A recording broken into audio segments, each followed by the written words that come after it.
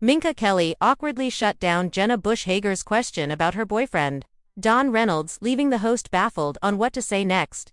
The actress joined Hager and co-host Olivia Munn on Today with Jenna and Friends Tuesday to promote her new movie, Champagne Problems, but Hager, not so smoothly, transitioned her questions to get a little more personal. The studio lights were bright, beaming down on the trios seated comfortably on the signature pastel-colored couches that have become iconic to morning television. Everything about the room, the gentle hum of the production crew in the background.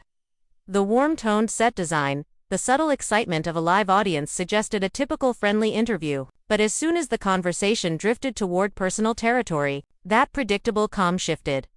Speaking about the holidays and love in this rom-com, you have a very big love in your life right now, Jenna began, tripping over her own words as if her mouth had moved before her brain had fully organized the sentence. It was meant to be a charming transition. Instead, it landed with a thud, in the space between them, heavy, sudden, almost clumsy. Talk about your relationship if you feel comfortable, she added, her voice softening with an attempt at politeness, but the proposition was already hanging awkwardly in the air. Minka shot back into her seat and looked genuinely shocked. Her shoulders tensed just slightly, her eyes widened for a microsecond, and the smile she wore, warm and organic just moments before, became tighter around the edges, polite but strained. There was no dramatic scene, no harsh reaction, but the discomfort was unmistakable, the kind that only becomes more intense because of how quiet and subtle it is. It was a moment that played loudly despite being soft, the type of micro-expression that millions of viewers understand instantly.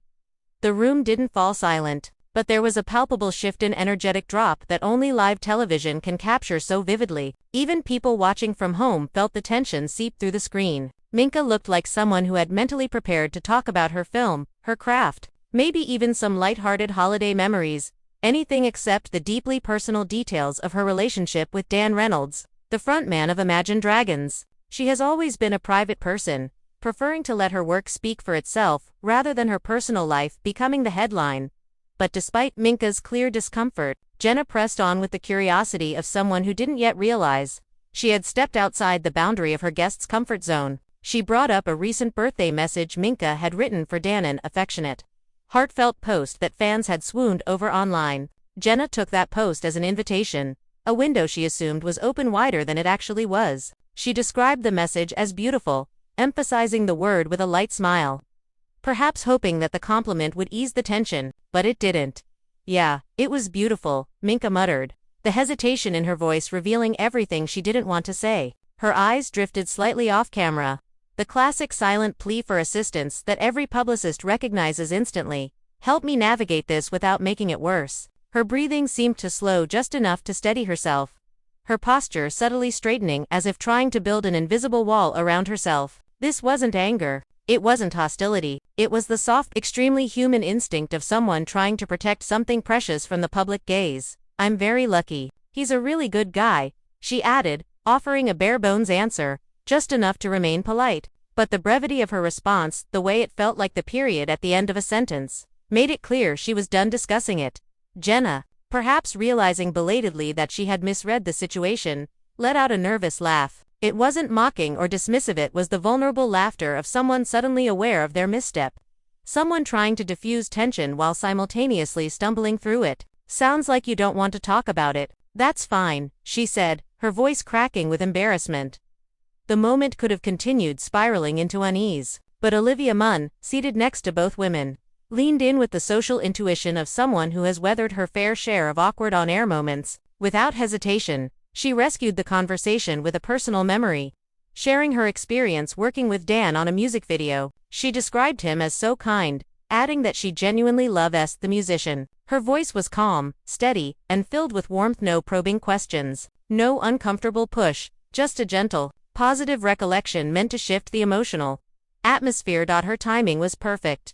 Olivia's interjection allowed Minka to release the tightness in her posture and exhale emotionally, if not literally. With the focus no longer placed squarely on her relationship, she felt safe to ease into the conversation again. She smiled, more naturally this time, and joined in. "He's the best, they're all the best," she said softly, her affection for Dan and his bandmates slipping through gently, like sunlight peeking between curtains. She wasn't forced into the confession. She wasn't pressured by a question. She simply shared because the moment now felt friendly rather than intrusive. And I think there's something sort of similar to the movie, in the theme of love sort of hitting you when you least expect it, she added, weaving her personal life delicately into the promotional narrative. It was the perfect line, both sincere and safe, connecting her real-world experience with the fictional story she was there to discuss. But beneath the calm surface of this recovered conversation was a much deeper, richer story, one about boundaries, the intensity of public scrutiny, the complexities of love in the spotlight, and the constant tension between privacy and celebrity. What viewers saw on screen was only a fraction of the emotional choreography happening beneath. Minka Kelly has never been the kind of celebrity who thrives on oversharing or turning her personal life into a spectacle. Her relationship with Dan Reynolds grew quietly despite the public fascination, to people finding comfort, connection, and healing in each other after weathering their own storms. Dan, navigating life after divorce and the complexities of fame.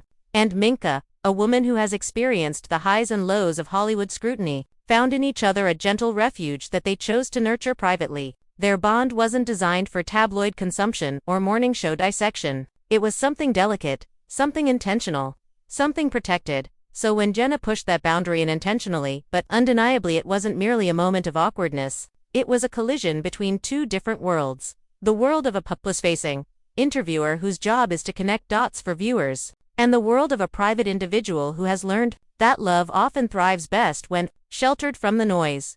The tension in Minka's body language revealed that silent struggle. Her quick glance off camera wasn't just a call for help. It was the instinctive gesture of someone who values her inner world deeply.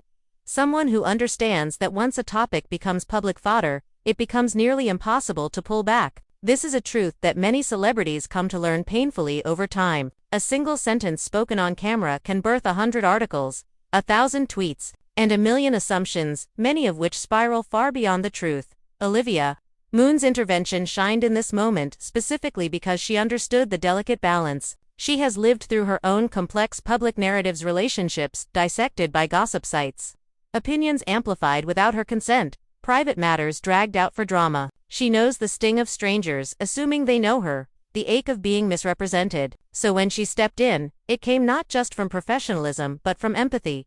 Her memory of Dan wasn't just a convenient distraction, it was a protective gesture, an act of solidarity that said without words, I see you, I get it, I've been there, let me help. Minka responded to this energy because she recognized the safety within it. Her shoulders softened, her smile came easier, her voice steadied. She was no longer defending her privacy, she was sharing, on her terms, in a space that now felt gentle again. The interview continued, smoother now, but the moment lingered in the minds of viewers, because it told a story far bigger than the few minutes captured on TV. It was a story about how celebrities navigate love while the world watches.